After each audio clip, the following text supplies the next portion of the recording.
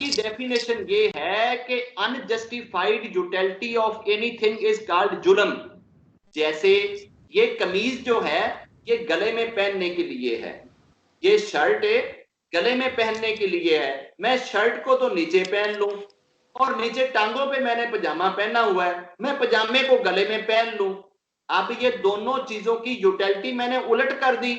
और अगर मैं बाजार में जाता हूं और कोई शख्स मेरा हाथ पकड़ के कहता है अरे विनोद ये तुम क्या कर रहे हो, तुमने कमीज जो है वो नीचे टांगों में पहनी हुई है और जो पजामा है वो गले में पहना हुआ है, तो मैं कहता हूं बेवकूफ आदमी, कपड़े का मकसद तो बदन ढांकना है, तो मैंने बदन तो ढांका हुआ है, तुम मुझे मतलब है कि क्यों ये चीज कह रहे हो। तो वो फिर कहेगा कि अरे विनोद आप फिर किसी साइकोलॉजिस्ट के पास जाइए, वो जरा आपको बताएगा कि आप क्या कर रहे हैं। ਤੇ मैं दिल चो 70 गालियां दे के वापस आ जावांगा कि दसो इस बेवकूफ ਨੂੰ ਇੰਨੀ ਗੱਲ ਦਾ ਨਹੀਂ ਪਤਾ ਵੀ ਕੱਪੜੇ ਦਾ ਮਕਸਦ ਦਾ ਢਕਣਾ ਹੈ, ਤੇ ਜੇ ਅਗਰ ਮੈਂ ਪਜਾਮੇ ਨੂੰ ਗਲੇ 'ਚ ਪਾ ਲਿਆ ਤੇ ਕਮੀਜ਼ ਨੂੰ ਥੱਲੇ ਪਾ ਲਿਆ ਤੇ ਇਹਦੇ 'ਚ ਕਿਹੜੀ ਕੋਈ ਕਿਆਮਤ ਆ ਗਈ ਆ। अब ये चीजें जब जिस चीज के लिए कोई चीज बनी है उसको उसी चीज के लिए यूज होना चाहिए। अगर मैंने कहीं कील ठोकना है तो कील की जगह पे मैं मार्कर ठोकना शुरू कर दूं, और जहां मैंने मार्कर से लिखना है वहां मैं कील से लिखना शुरू कर दूं, तो ये चीज जुल्म कहलाएगी। ऐसे ही हम सब जालिम हैं और हम सब गुरु के साथ जुल्म करते हैं और अपने जुल्म बढ़ चढ़ के फिर बयान भी करते हैं। ये जितने सत्संग इस YouTube पे पड़े हैं और जितने सत्संग हम कर रहे हैं 95% इसके अंदर हम फेक और झूठ मिला रहे हैं। 95% ये फेक स्टोरीज हैं, फेक झूठ घड़े हुए हैं, फेक बनावटी हैं और फेक अपनी ये सारी चीजें बताई जा रही हैं। जी मेरे साथ यूं हुआ तो मेरे साथ ऐसे हुआ, तो कल यूं हुआ तो कल ऐसे हुआ, तो कल यूं हुआ तो कल ऐसे हुआ। बहुत सारी अंकल और आंटियां ये क्लेम करती हैं कि जी मैनू ते हर पल गुरु जी मेरे सामने हुंदे ने, मैनू दसदे ने, मैनू गाइड करते ने, जिद्दां वो मैसेज दिंदे ने मैं ते उदां कर दिन्नी आ। आए दिन वो अपने सामने वाले घर में खीर भिजवाते हैं और ये कहती हैं कि जी मुझे गुरुजी ने आकर कहा कि तू ओनू फलाने नू खीर घल दे, ते मैं तां तेनू अज खीर घल दी। कोई कहेगी कि जी मुझे गुरुजी ने कहा था कि बड़े मंदिर से ना एक लॉकेट लेके ना फला आंटी को दे देना, तो मैंने इसलिए तुम्हें ये दे दिया है। जिस अंकल और आंटी का ये विश्वास है कि वो गुरुजी से बड़ा जुड़ा हुआ है और बड़ा कनेक्टेड है और गुरुजी के साथ उसकी कनेक्टिविटी है, एक दिन 1 घंटे के लिए मेरे सामने आ जाए, अगर सर के बालों से लेकर पांव के नाखूनों तक सीधा ना उसको कर दिया कि तू कितना गुरुजी से जुड़ा हुआ है, तो मेरा नाम चेंज कर देना। 1 घंटे में खोल के रख दूंगा कि ये कितना सच्चा है और ये कितना गुरुजी से जुड़ा हुआ है।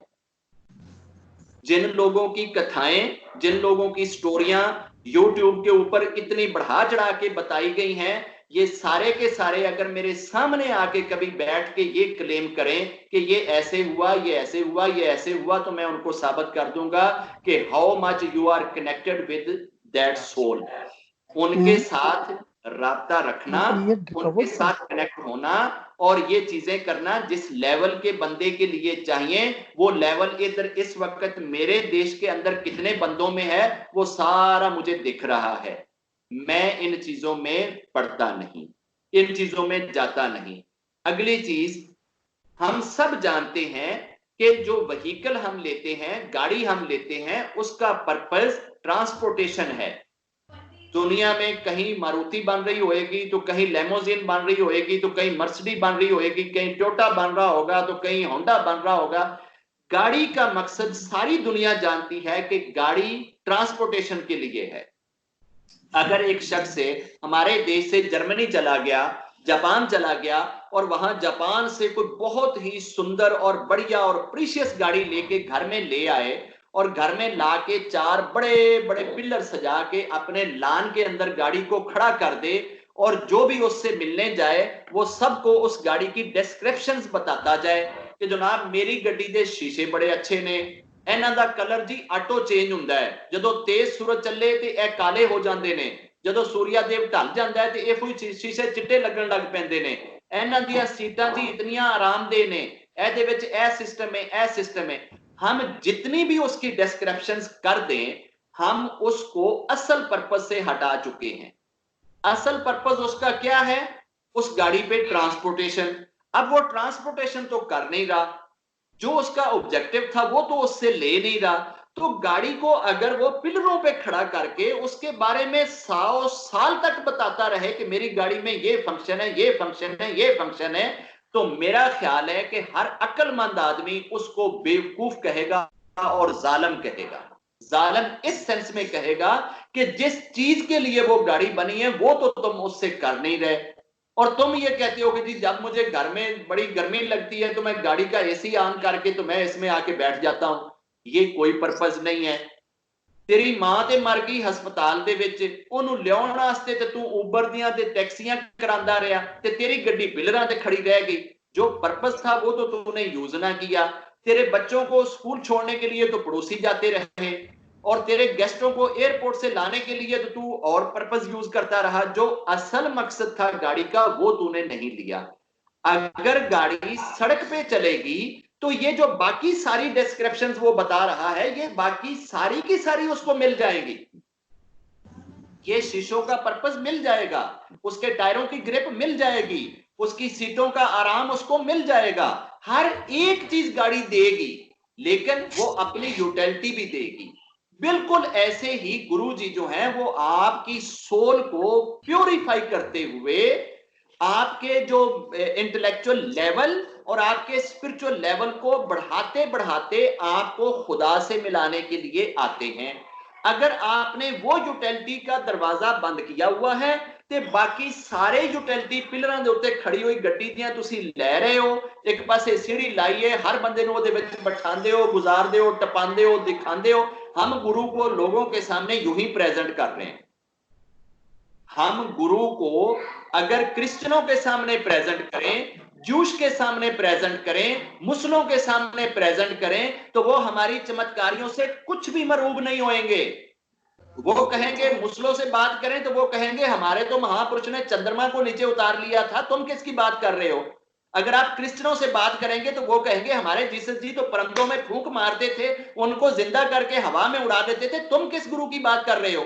अगर हम जूस से बात करेंगे तो वो कहेंगे कि हमारे मोसेस जी का तो जो आसा है वो इतना बड़ा स्नेक बन गया था कि उसने पूरी दुनिया के सांपों को निगल लिया था, तुम किस गुरु की बात कर रहे हो। हम जिस जिस के पास जाएंगे हर बंदा हमारे मुंह पे थप्पड़ मारेगा, ये बताओ कि तुम्हारे गुरुजी कहते क्या थे। क्या ये पता है कि हमारे गुरुजी क्या कहते थे?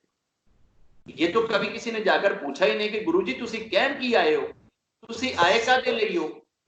जब जिस तरह की डिमांड होती है, देने वाला बंदा वैसी ही चीज देता है। अगर एक बंदे के दरवाजे पे कुत्ता आ गया है तो वो आदमी अपने घर से ऐसी ही चीज लाके डालेगा जो कुत्ते को चाहिए, और अगर एक आदमी के दरवाजे पे गेस्ट आया है तो वो गेस्ट को वैसी ही चीज देगा जो गेस्ट को चाहिए।